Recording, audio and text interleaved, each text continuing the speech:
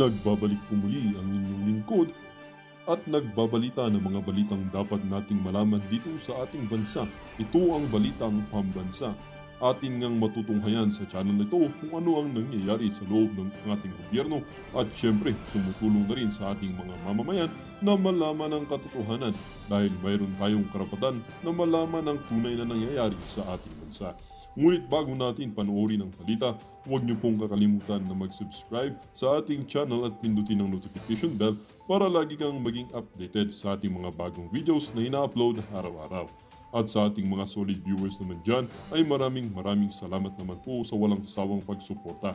At syempre, huwag din pong kakalimutan mag-iwan ng like at i-share ang ating mga videos. At kung mayroon ka naman pang opinion, ang ating comment section ay bukas para sa inyong mga hinaing. Ito na nga mga kaibigan, ating panoorin ang buong video. Salamat po muli and God bless.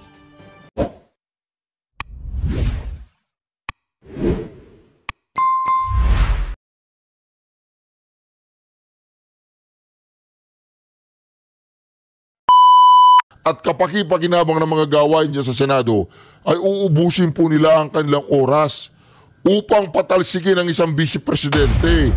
Ngayon, heto po ang bagong balita ngayon. Pakinggan po ninyo. Pakinggan po ninyo.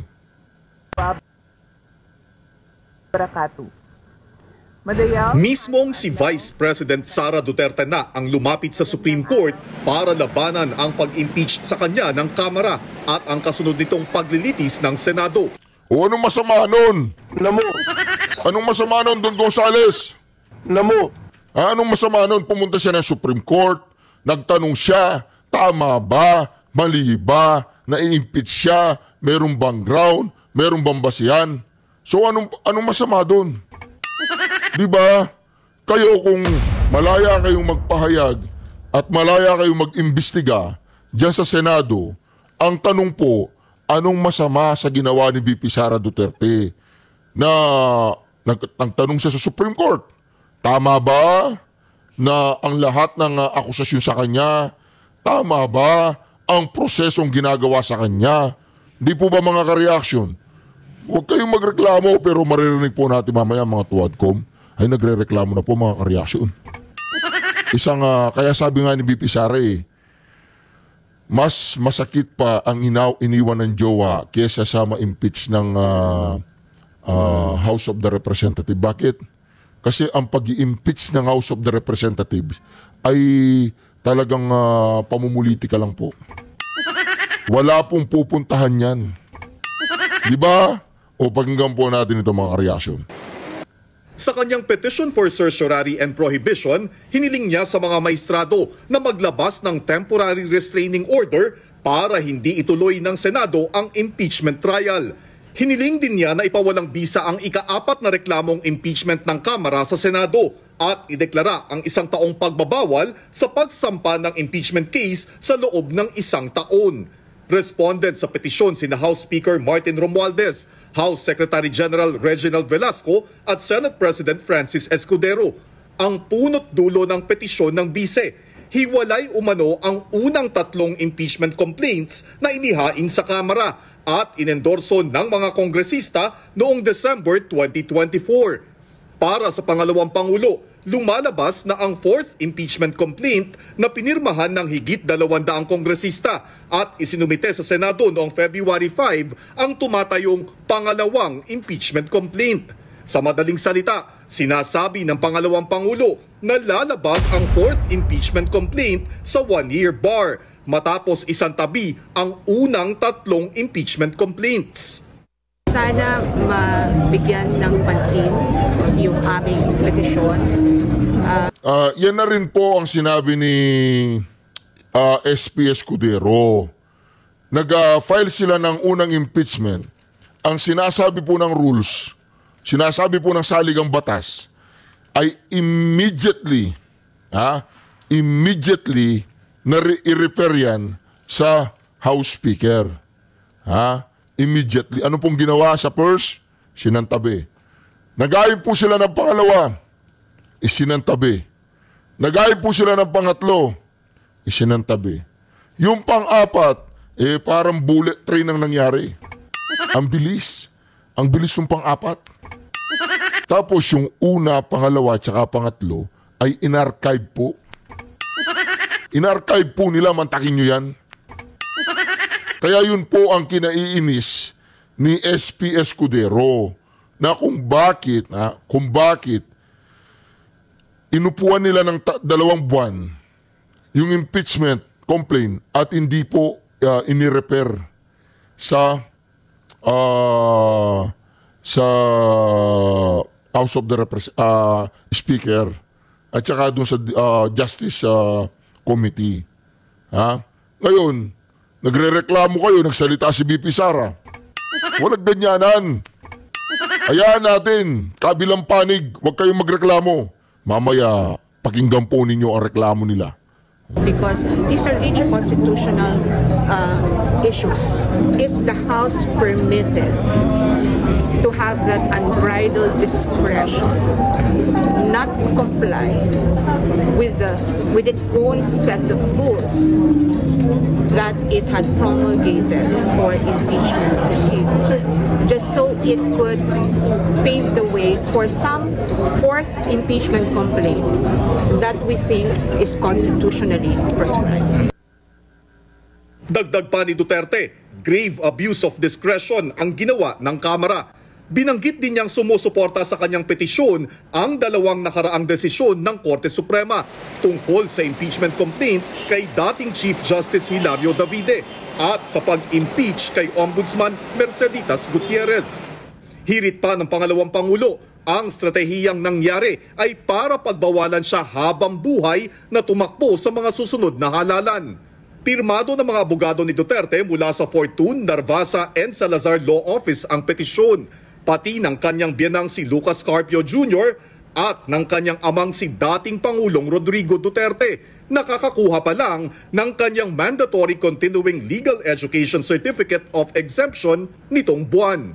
Nanindigan naman si House Secretary General Reginald Velasco na hindi sakop ng 1 taong ban ang 4th impeachment complaint na ipinasa sa Senado dahil archived na ang unang 3 reklamo. Git din ng isang mambabatas na hindi sakop ng 1-year ban ang pang-4 na impeachment complaint, lalo't hindi naman naaksyonan sa Kamara ang mga naunang reklamo.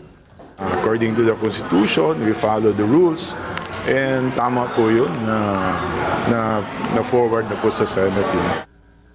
Ipinaalala naman ni House Assistant Majority Leader Jude Asidre na ilang buwan lang ang nakararaan ay sinabi ng pangalawang Pangulo na bukas siya sa impeachment process. Kaya kung walang itinatago ang pangalawang Pangulo, ay bakit natatakot siya ngayon? Hoy, Jude Asidre, makinig ka dito sa sasabihin ko. Di ba? Sabi ng Pangulo, bukas siya sa lahat ng impeachment. Kaya nga nagsisimula na siyang sumagot eh. Ang unang sagot niya sa inyo, nasa ayos ba ang impeachment na ginagawa niyo sa kanya? Siyempre, tatanungin niya muna yun. Tapos sasabihin mo, Jude Asidre, natatakot? Meron ba natatakot na ganyan sinasagot niya? Tinatanong niya muna, yung bang kaso na inifinail niyo laban sa akin ay legal? Alangan naman niya, iintayin niya doon siya magtatanong, legal ba yan o hindi legal? Jude Asidre, nakakaintindi ka ba ng proseso? O tama yung ginawa ni BP Sara, magtatanong siya sa Supreme Court. Ano sasabihin niya? Mga judge, mga jury, mga matataas, dyan sa Supreme Court. Tama ba ang ginagawa sa akin ng Kongreso? Tama ba ang ginagawa sa akin ng mga tuwadcom? Tama o mali? Iningi lang po namin sa inyo ang inyong napaka-importanting opinyon. Di ba? Tapos sasabihin ng Supreme Court, tama yan. Wala, sumunod sila sa batas. Hindi tuloy. Sasagot doon sa Senado, si BP Sara. O ngayon, pag sinabi ng Supreme Court na hindi, mali yan, huwag niyong ituloy, temporary restraining order yan. Mali yan. Hindi na nasayang ang resources ng bayan. Hindi na nasayang ang panahon ng Senado. Hindi na nasayang ang kung ano-anong katarantaduan ang gusto niyong gawin sa BP Sara Duterte. Di po ba? Hindi pagkaduwag ang ginagawa ni BP Sara. Yan ay pagtingin kung talagang matatalino kayo. yan ay tinitignan ni BP Sara. Sabi niya, yung boyfriend, girlfriend, iniwanan ka, mahirap nang balik yun. Pero ito, madali lang to. Una, tatanungin ko yung Supreme Court, tama ba yung ginagawa ng mga to? Tama ba yung mga katarantado ang ginagawa nila? O mali, o stop ang impeachment. Bago pa magsimula yan, na wala namang pupuntahan, sabi ng Supreme Court, stop nyo na yan, hindi tama yung mali yan. O alimbawa, sinabi ng Supreme Court, tama yan, diretso nyo. Hindi diretso. 3 petisyon ngayon ang nasa Korte Suprema, 1 pabor at 2 tutol sa impeachment trial. Hindi pa Di ba? Nagreklamo ba si BP Sara nung nagpunta sila sa Supreme Court na inihiling na mag-convene na ang Senate? Nagreklamo ba si BP Sara doon? Hindi. Ngayon, bakit kayo nagreklamo ng sino ba naunang pumunta sa Supreme Court? Sino? Di ba kayo? Di ba yung mga makabayad black? Di ba kayo yung unang nagpunta sa Supreme Court para hilingin sa Senado na mag-convene na ang Senate para maumpisan Hoy, si Dre, makinig ka dito. Tsaka ikaw sa Chihuahua, tsaka Gonzales, makinig kayo dito. Tapos sasabihin ninyo na duduwag. Paano naduduwag yan? Sinong naunang nagpunta ng Supreme Court para umiling na mag-convene na ang Senate? Di ba yung mga pro-impeachment? Ngayon, sinabi naman ng anti-impeachment, pumunta rin ng Supreme Court. Kung hindi kayo pumunta ng Supreme Court, hindi pupunta ng Supreme Court ang mga yan, mga inay. Di ba? Mga kareaksyon. Kaya dito, bakit kayo ganyan? Anong kinatatakot ninyo? Meron ba kayong pagkakamali? Yan ba ay talagang propaganda lang? Wala bang saysay ang inyong impeachment? Na ayaw nyong magpunta dyan sa Supreme Court ang kampo ni BP Sara Duterte? Ngayon, bakit kayo nagrereklamo? Ha? Bakit kayo nagrereklamo? Gusto nyo kayo lang ang bumabanat? Kayo lang ang pumapalo? Paano naman kami? Diba? Ikakalendaryo ang mga petisyon kontra impeachment pero inaasahang tatalakayin din ito ng mga maestrado. Adrian Ayalin. Diba mga ka-reaction? Wala stick kayo. Pumunta kayo na Supreme Court, hindi kami nagreklamo sa inyo. Ngayon kami ang pupunta na Supreme Court para ibasura ang impeachment. Nagrereklamo kayo, tinatawag nyo kami mga duwag. Natatakot si BP Sara na mabuksan ang kanyang bank account. Siyempre, idaan natin sa legal. Idaan natin sa patas na laban. Hindi yung nagpunta kayo ng Supreme Court, hinihiling nyo na mag-convene na ang Senado. Ngayon, hindi nag-convene yung Senado. Nagpunta ngayon kami sa Supreme Court para sabihin namin na yung dinala ninyong impeachment complaint dyan sa Senado ay walang kabuluhan at isang kabalintunan. Walang sapat na batayan na ang tawag doon na ground ang impeachment. Ba nagrereklamo kayo? Ito, pakinggan po natin ito. Ito mga ganitong klaseng mga kalaban iyakin. Iyakin po ito mga ka-reaction.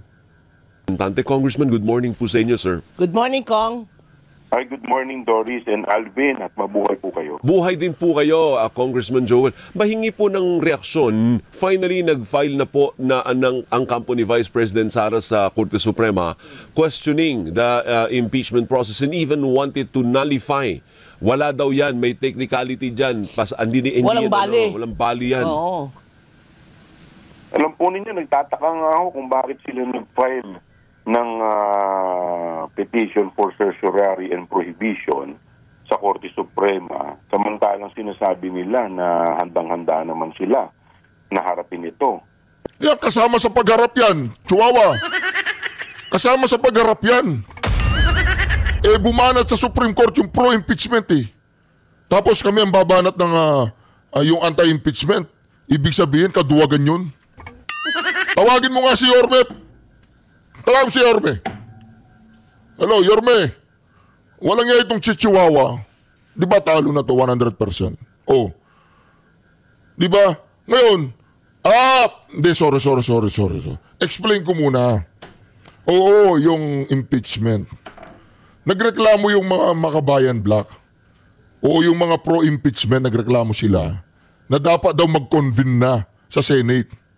So hindi kami nagreklamo doon. Ngayon, kami naman na magreklamo, pumunta din kami sa Supreme Court na sinabi namin na ibasura na yung impeachment. Aba, mantakin mo tong si Chihuahua. Meron pa siya mga pasaring na, akala ko ba ready sila sumagot?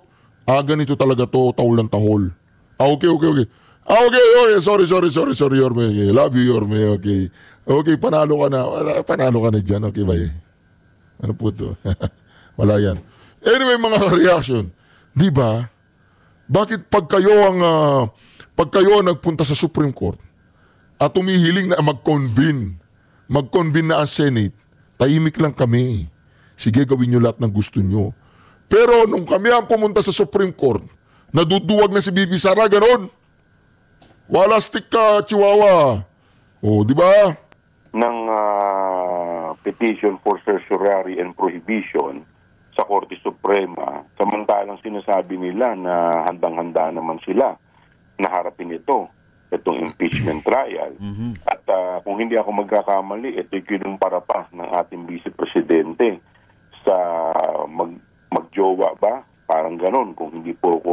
sabi niya, mas masakit pang hiwalawayan ng jowa, ng boyfriend o girlfriend kesa sa ma-impeach. Oh. Kaya nga po, so parang she was trying to tell us na parang baliwala lamang ito. Tapos ngayon, parang gusto nilang pigilan ang impeachment. Alam po ninyo, Alvin, Doris, ito pong proseso ng impeachment ay ginagawa po natin. Teka lang, Chihuahua! Ibig mo ba sabihin, hindi pwede yun? Hindi namin pwedeng pigilan yung impeachment kung wala namang ground?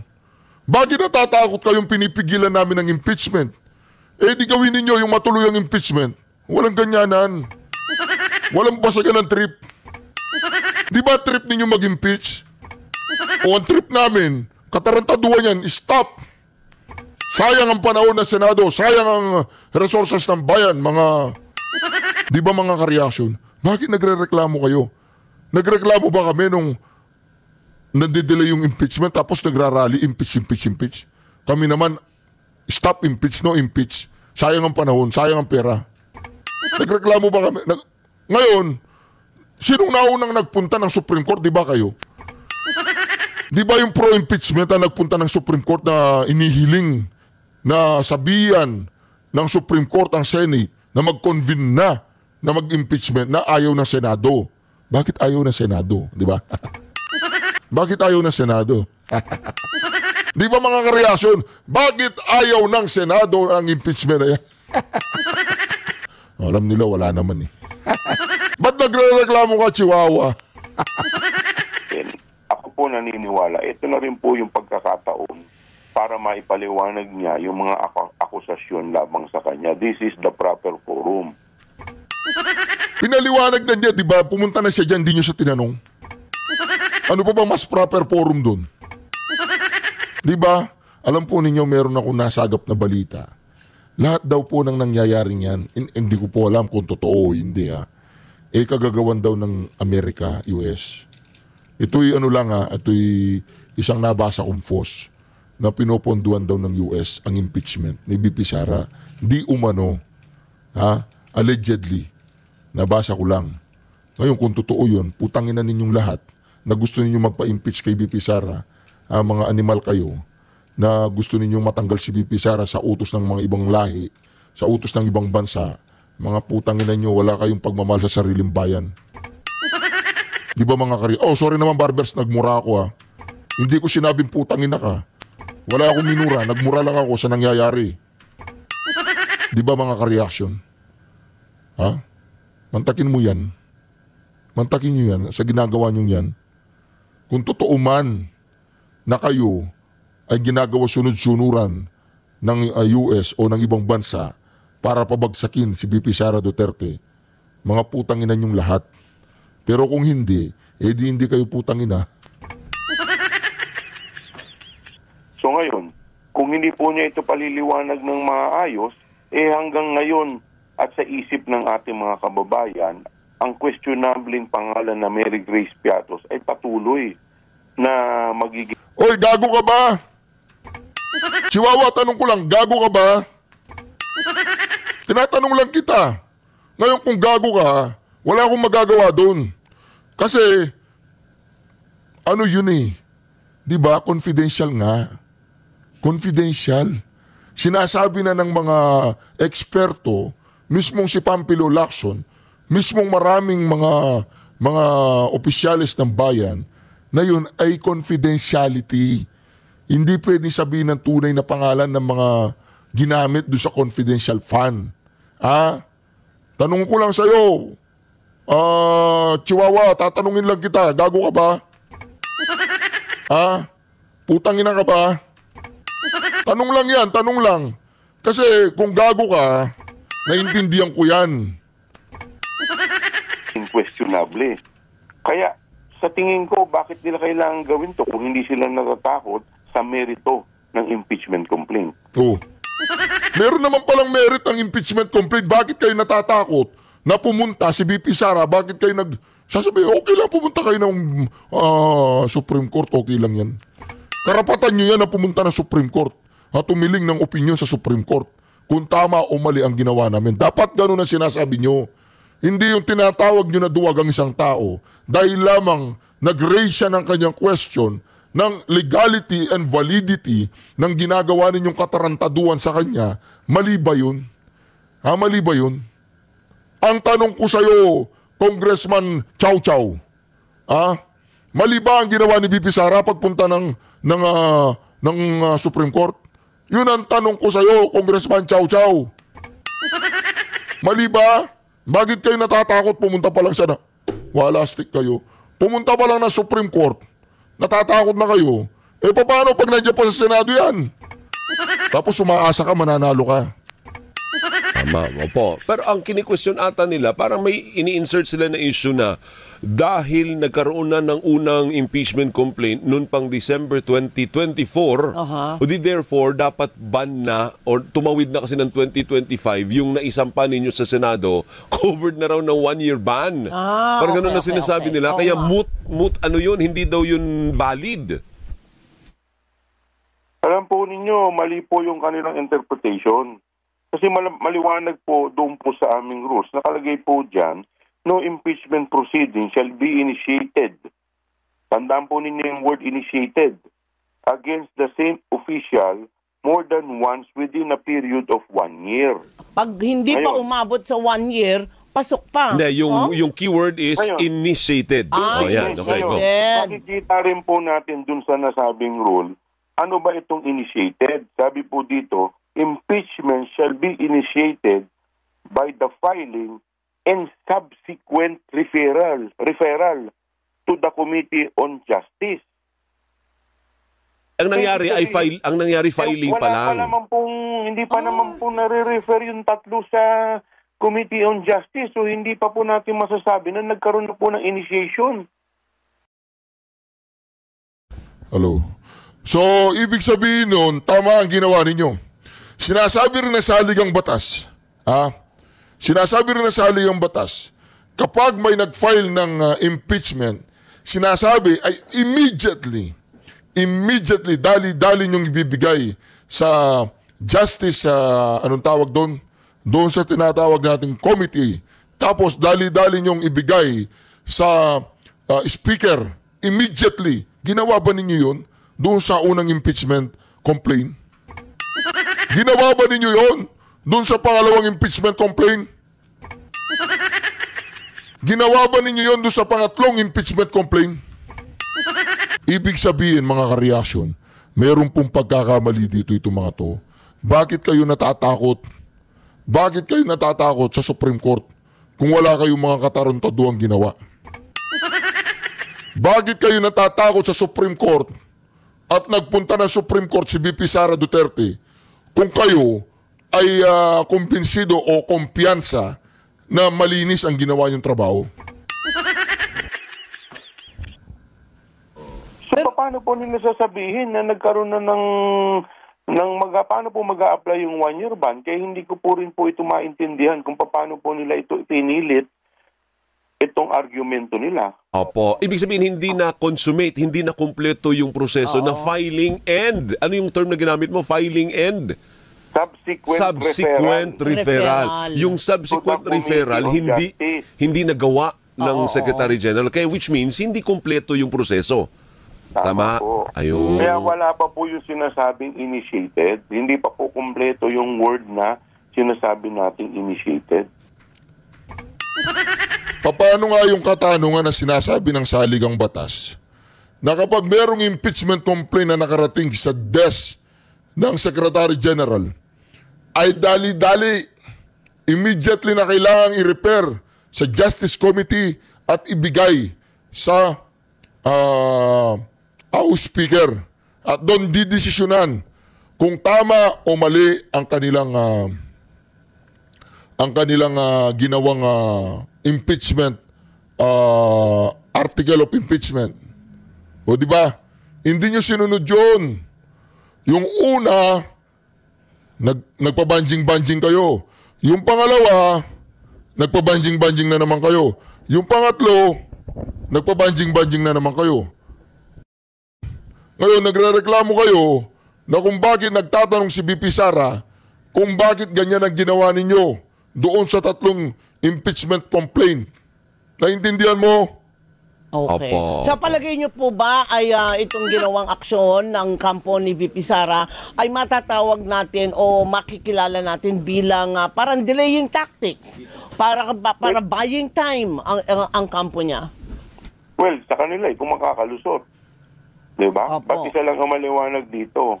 They're trying to prevent the impeachment proceeding. Oo. Gago ka ba? Alimbawa, ikaw yung ini-impeach. Tatanungin kita. Hindi mo ba gagawin ang gagawin ni VP Sara? Hindi mo ba gagawin na i-prevent mo yung impeachment mo? O sasabihin mo sa mga kalaban mo, sige, impeach nyo ako. Tara, kahit matalo ko, walang problema. Kahit gaguhin nyo ako, tarantaduhin nyo ako, okay lang. Ganun ba ang gagawin mo, Chihuahua? Eh di, wow ang iyong prinsipyo. Gusto nyo, nag-ahain kayo ng impeachment sa Senate, nagre-reklamo kayo sa Supreme Court, pumunta kayo para magreklamo, para mag-convene ang Senate. Ba't nagre-reklamo kayo ngayon na si VP Sara Duterte ay nagpunta ng Supreme Court para hingin na petisyonan o mag-aayos siya ng petisyon na ang impeachment complaint na laban sa kanya ay kabalintunaan? Di po ba mga ka-reaction? Fair ba yun? O, ano pa? At ito po yung maliwanag na natatakot po sila dito po sa impeachment proceeding. Natatakot na naman. Paano mo nasasabing natatakot sila? Ikaw hindi ka natatakot? Sa 2028 hindi ka natatakot? Di ba? Aabot pa kaya ng 2028 si Bobong Marcos? Yan ang malaking katanungan. Pag nabilaw ka niya sa pulburon, todas yan. Kaya kung ako sa'yo kung Bongbong Marcos, wag ka na magpulburon. Nakakatakot pinamumunuan mo kami, nagpupulburon ka di umano. Okay. Pero meron na daw sila mga batikan ng mga abogado, Kong. Masisindak ba tayo? Tayo naman po, ang sa atin naman po ay ang katotohanan. Putang inang katotohanan yan. Anong katotohanan yan? Anong katotohanan yan, Chihuahua? Katotohanan? Magkano yung katotohanan natin? Ha? Magkano yung katotohanan, Chihuahua? Katotohanan, for sale ba yan o fixed price? Anong last price ng katotohanan natin? Ano last price nung katotohanan? Tinatanong ko, hindi ka sumasagot eh. O si Dong Gonzales. Ayon naman kay House Senior Deputy Speaker Aurelio Gonzales, malinaw ang konstitusyon, tanging pribilehyo ng Kongreso ang impeachment. Tila natatakot din anya ang kampo ng mga Duterte kaya gusto nang pigilan ang impeachment process. Desperado umanong pagtatangka ang petisyon ni VP Duterte upang takasan ang pananagutan. Hamon naman ni House. Alam mo si Dong Gonzales, nakakadiri yan. Isa yan sa mga pinaka-nakakadiring kongresista. Na nakikita ko sa Kongreso. Super pong nakakadiri. Putang ina, nung panahon ni Pangulong Duterte, nasa laging tabi ni Pangulong Duterte yan.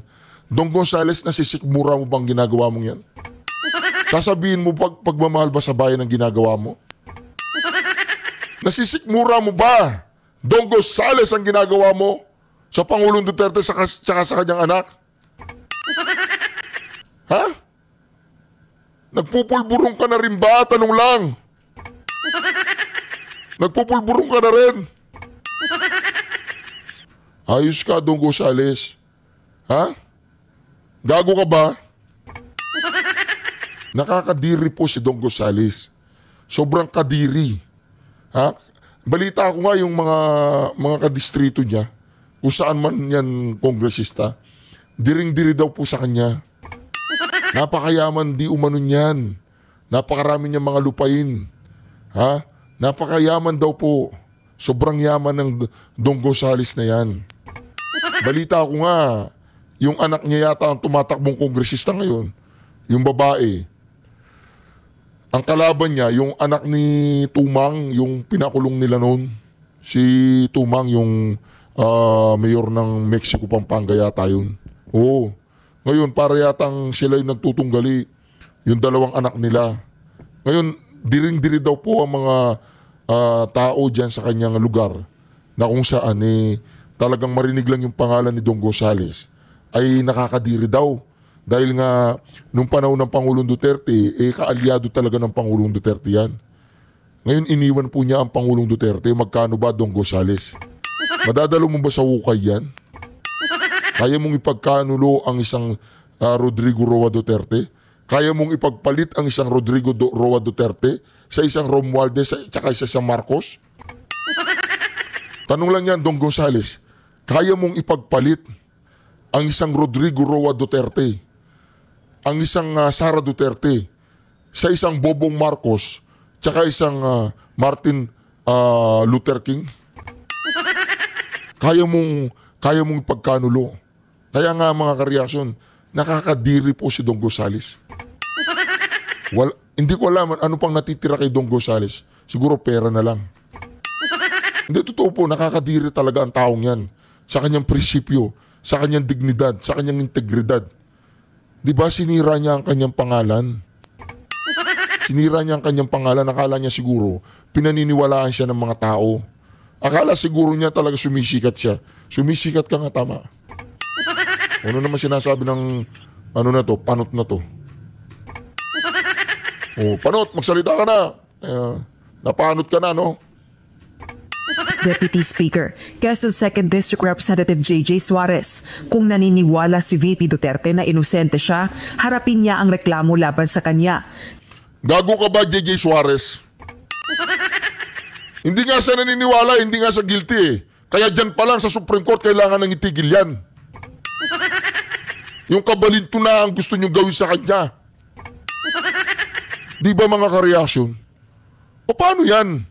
Pababayaan lang ba ni VP Sara na, tirahin nyo ako, wala problema, gano'n? Di ba mga kareaksyon?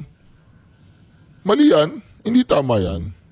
Gate naman ni House Assistant Majority Leader, Tingog Party List Representative Jude Asidre. Natataranta na si VP Duterte at hindi na umano ito maitago sa manipulasyon sa politika. Hindi naman mai-intimidate ang House leaders sa anumang pagtatangkang i-delay ang impeachment process. Hindi pala kayo natataranta eh. Hindi natataranta si VP Sara, relax nga eh. Di ba sabi niya, okay, unang gagawin natin, punta tayo sa Supreme Court, tingnan natin mga tarantadong to kung tama yung ginawa nila. Sino na unang nagpunta ng Supreme Court? Yung mga pro-impeachment, di ba? Sige. Sabi ni VP Sara, anong unang ginawa nila? Pumunta po sila, VP Sara, sa Supreme Court. Gusto na nilang mag-convene yung Senate. Ganun. Punta tayo ng Supreme Court. Tapos, sinasabi ninyo natataranta si VP Sara, unang galaw pa lang niya. Unang paggalaw pa lang natataranta na, ganun. Di wow. Grabe kayo. Kung makapanghusga kayo, talagang wagas. Hindi. Sinimulan nyo sa Supreme Court eh. Alam mo. Di sa Supreme Court tayo magsisimula. Diba? Anyway mga ka-reaction, ano po ang inyong reaction sa nangyayaring ito? Sa nangyayari po na kadyan po ang ginagawa nila sa VP Sara Duterte. Ano po ang inyong palagay? Ano po ang palagay ninyo mga ka-reaction? Kaya dito mga ka-reaction ako, sa tingin ko, walang mangyayaring impeachment. At kapag walang naman nangyaring impeachment, naku po, maitatala sa kasaysayan ng mundo na si VP Sara, isa siya sa mga strongest leader in the world. Ang daming gusto magpabagsak sa kanya, ang nangyayari sa kanila, luha. Diba? Luha. Anyway mga kareaksyon, maraming salamat muli sa pagsama niyo sa ating napakagandang reaction video ngayon. At lalo po tayong lumalakas. 425,000 strong subscribers na po tayo. Maraming salamat po sa inyo lahat. Palakpakan po natin ang ating mga sarili sa patuloy nating paglakas, pagsuporta, paghataw para hindi malinlang ang taong bayan sa mga kagaya ng mga yan na gustong pabagsakin si VP Sara Duterte. Duterte! Duterte!